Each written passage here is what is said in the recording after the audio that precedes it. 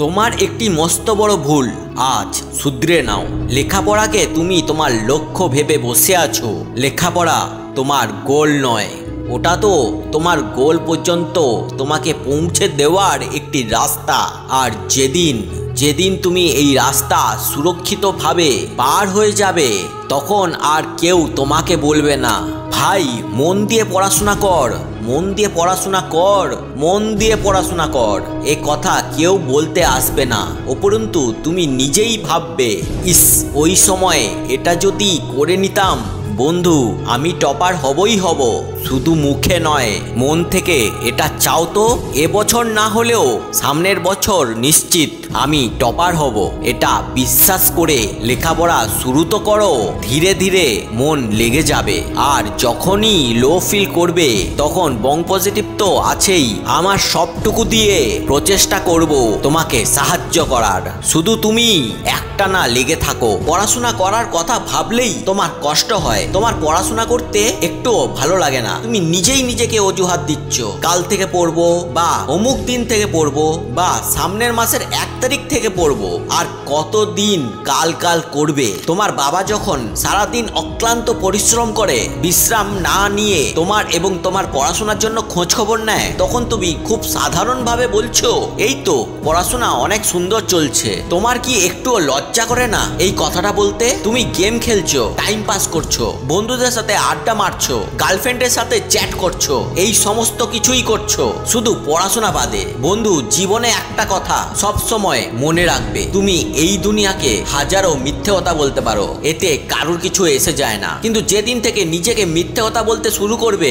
সেদিন থেকে তোমার জীবন ধ্বংস হতে শুরু করবে। ছারখার হয়ে যাবে তোমার জীবন। হতাশা, অনুশোচনা তোমাকে গ্রাস করবে। তখন তুমি হাজার চেষ্টা করেও কিছু পরিবর্তন করতে পারবে না। আর বন্ধু তুমি এখন এটাই করছো। প্রতিটা দিন তুমি নিজেকে মিথ্যা বলছো, আজ রাত থেকে পড়বো, রাতে বলছো কাল সকাল থেকে পড়বো, কিন্তু পড়ছো না।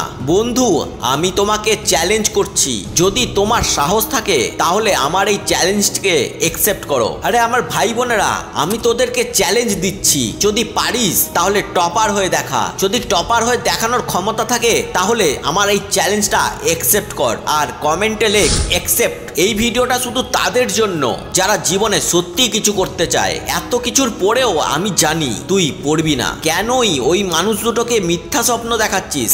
আমি বলছি তোমার মা বাবার কথা, তারা তোমাকে নিয়ে কত স্বপ্ন দেখে চলেছে, কিন্তু তোমার স্বপ্নের তো প্রাণী নেই, তোমার কথার কোনো মূল্যই নেই। তুমি মিথ্যার পর মিথ্যা বলে চলেছো তোমার মা বাবাকে, এবং সব থেকে বড় মিথ্যে নিজেকে। তুমি করছোটা কি? শুধু টাইম পাস? তুমি কি জানো জীবনে সফল হওয়াটা তোমার জন্য কতটা গুরুত্বপূর্ণ? তোমার কি একটু ধারণা আছে শেষ 20 বছরে এই দুনিয়া কতটা বদলে গেছে? তুমি সফল হলে এই দুনিয়ার সবাই তোমার পাশে থাকবে, কিন্তু তুমি যদি সফল না হতে পারো, তোমার পাশে কখনোই কেউ থাকবে না, তোমাকে কেউ সম্মান করবে না।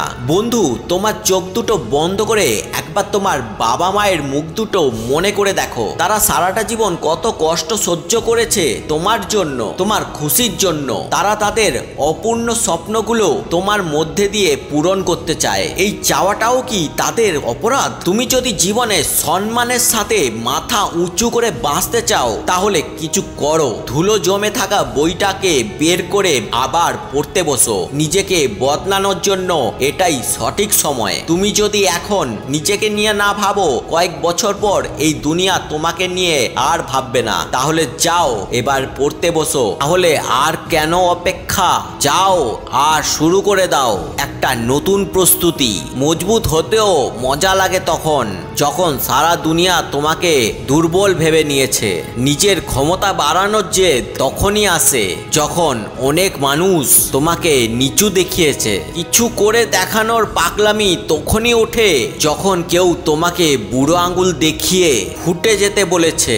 আজ থেকে নিজেকে সত্যি বলতে শেখো। যদি তোমার 1 ঘন্টা পড়তে ইচ্ছা করে, তাহলে নিজেকে বলো আমি 1 ঘন্টাই পড়বো, আর ওই 1 ঘন্টা সমস্ত কিছু ভুলে মন দিয়ে শুধু পড়াশোনা করো। আর আমি জানি তুমি পারবে, তোমাকে পারতেই হবে।